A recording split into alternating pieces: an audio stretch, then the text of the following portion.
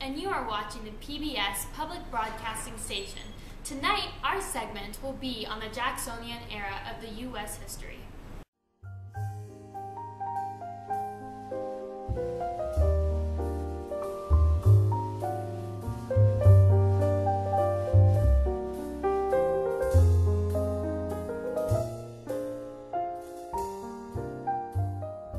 Welcome, people of the cabinet. Martin Van Buren, yes, and my less distinguished part of the cabinet. Today I am going to tell you, as president, yes, I am president, to tell you that you are my advisors. Yes, you are all my advisors.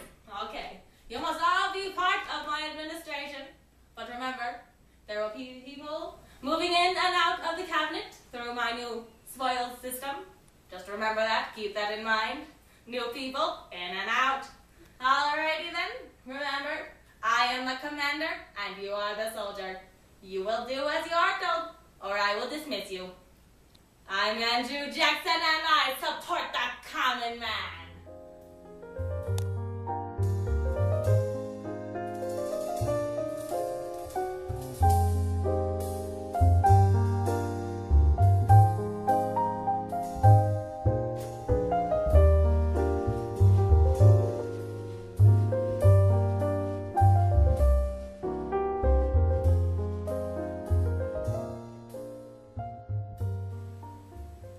We are the Whigs, and we don't like Jackson.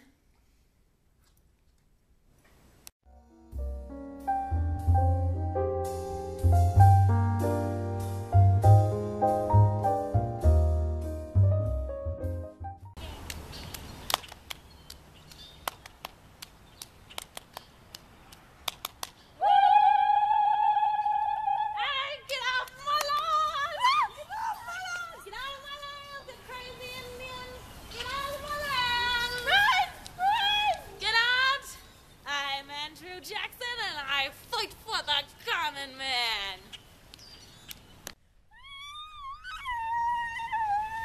It's okay, Sacagawea. We'll squad so everyone's dead. It's okay. We'll survive. Don't cry. Don't get off the line. I'm Andrew Jackson and I fight for the common man. The Tariff of 1832 greatly hampered the Southern economy. So, Southern Carolina nullified both the Tariff of 1828 and 1832 and threatened to secede. Robert Hayne and John C. Calhoun supported this measure completely. Jackson thought that nullification was treason and sent ships to Charleston. Congress supported him and authorized him to use soldiers to collect.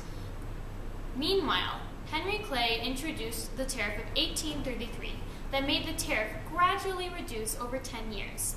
This compromise made both Calhoun and Jackson happy. This was known as the Nullification Crisis of 1833.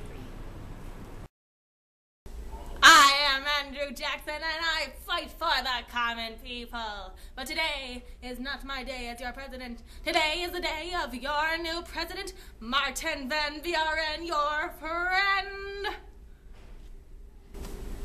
I'm Martin Van Buren and I am a friend of Jacksonian democracy. The Independent Treasury Bill, which was put into place by Van Buren, passed in July 1840, established an independent treasury in Washington and sub-treasuries in cities throughout the country.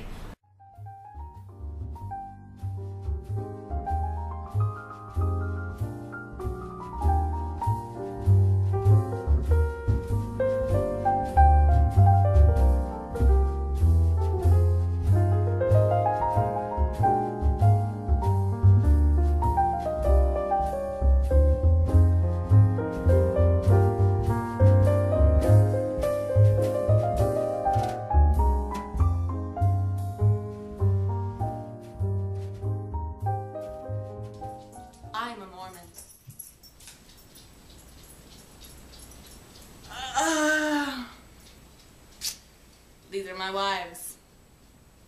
And we're going to Utah.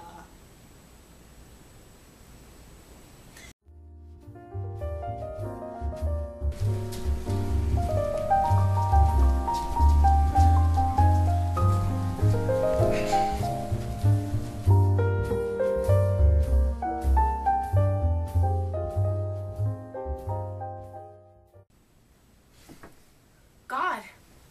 No, really, God.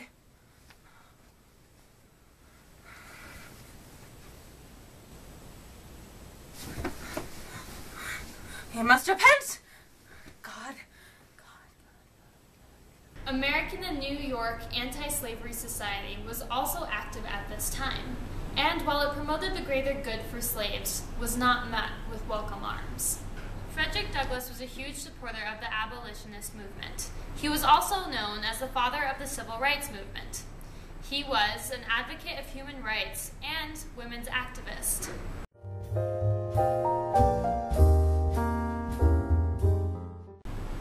Susan B. Anthony dedicated her life to the women's suffrage movement.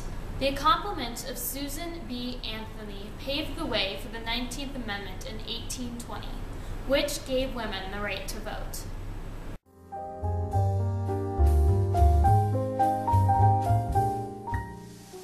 Lucretia Mott!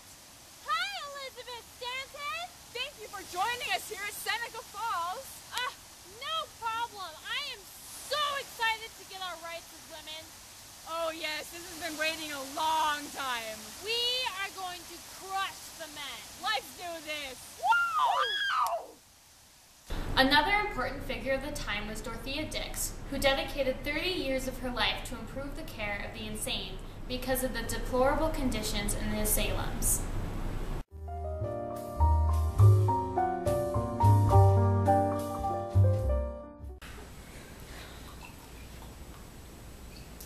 There's no more whiskey. Bring me whiskey, woman. Dear, I cannot. I'm part of the temperance movement. I don't care. Give me whiskey or give me death. But it's the main state law. I need to take it. No. Yes. Give me whiskey. I'm taking it right now. Give me whiskey. Think of your children. Give me whiskey. Curse you, temperance!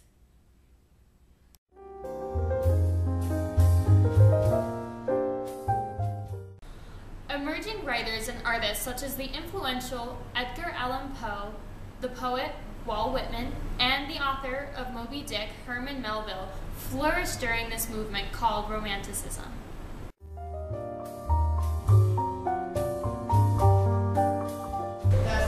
Manifest Destiny was the expansion westward, which seemed perfectly natural to any American in the mid-19th century. Many settlers believed that God himself blessed the growth of the American nation. I'm James K. Polk, and I'm the President of the United States. The Mexican-American War was caused by the U.S.-Mexico controversy towards Texas, during which General Taylor emerged as a war hero and a president hopeful. The Treaty of Guadalupe Hidalgo ended the war and gave the United States undisputed control of Texas, established the U.S.-Mexican border, and gave the United States California, Nevada, Utah, New Mexico, Arizona, Colorado, Texas, Oklahoma, Kansas, and Wyoming. In return, Mexico received $18,250,000, less than half the amount the U.S. had attempted to offer Mexico for the land before the war. And the U.S. agreed to assume that $3.25 million was what Mexico owed to the U.S. government.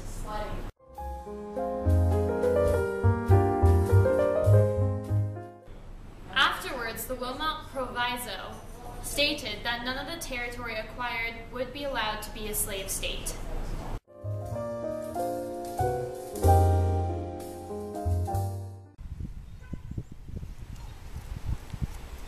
Oregon Trail that way. Off to Santa Fe. Alrighty, good luck. Good luck to you too. Let's go.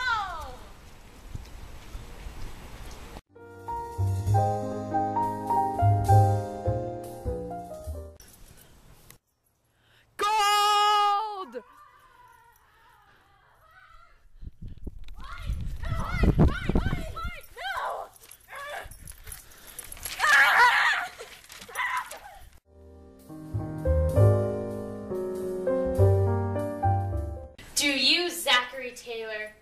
Swear to keep the United States safe from infiltrate and harm. I will. You are now the President of the United States. Thank you.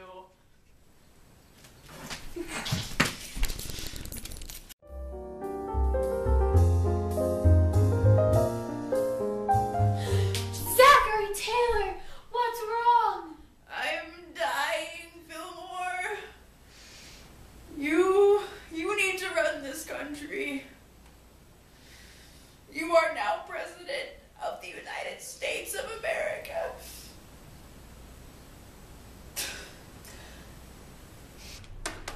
Welcome back to the PBS station. I'm Stephanie, your new reporter. Today we're going to talk about the Compromise of 1850.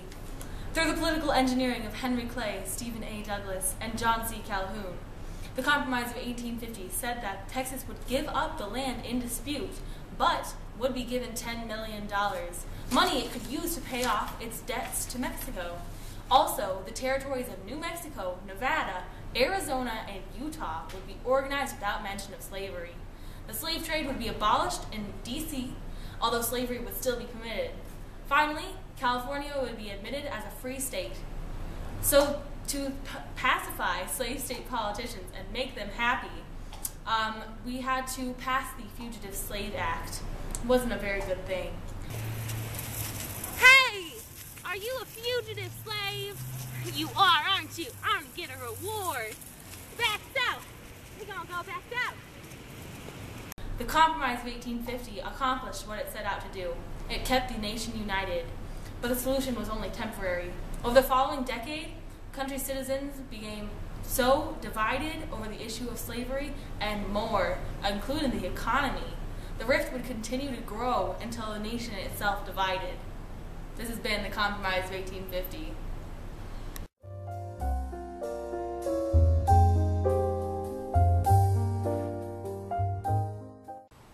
Grow, potatoes, grow!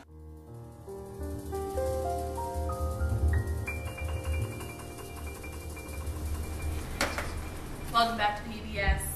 Rebellion was on the mind of slaves during the era. A free slave named Denmark Vesey planned an armed slave rebellion. However, word leaked out and the authorities broke the movement before the rebellion actually started. Although he failed, Vesey plotted the largest slave rebellion in American history. Meanwhile, a man named Nat Turner, a slave at the time, led a rebellion in Southampton County, Virginia. Turner and a group of other men killed some 60 white men, women, and children on the night of August 21st. Turner and his 16 conspirators were captured and executed, but the incident continued to haunt Southern whites. Blacks were randomly killed all over Southampton County. In the wake of the uprising, planters tightened their grip on slaves and the slave trade. This has been PBS. Welcome back to the PBS station. I'm still Stephanie. Transportation of the age moved right along with inventions and increased use of steamboats, aided by the completion of the Erie Canal, railroads, aided by the congressional land grants, and of course our favorite, clipper ships. Clipper ships! Which were spurred by the gold rush in '49. Inventions such as the sewing machine, the reaper, and the steel plow greatly aided both northern and southern economies. An increase in trade also occurred during this time period. Court cases such as the landmark Commonwealth v. Hunt case aided the emergence of labor unions with its decision that unions were legal organizations and had the right to organize a strike. However, near the end of this era, the international economy took a wrong turn and created a severe downfall prior to the Civil War. In 1857, the Panic of 1857 took hold. Incited by the downturn of the previously booming international economy, this financial crisis consisted of businesses failing, an experienced downturn in railroad, and hundreds of people were laid off. This led up with the incoming Civil War. Thanks for watching. I just farted. Hold on. Stephanie! I think they are plotting my demise. They are staring at me. Do you see that? They do not like me. I am scared. This is Man vs. Wild, day 48. I'm old. that failed so hard.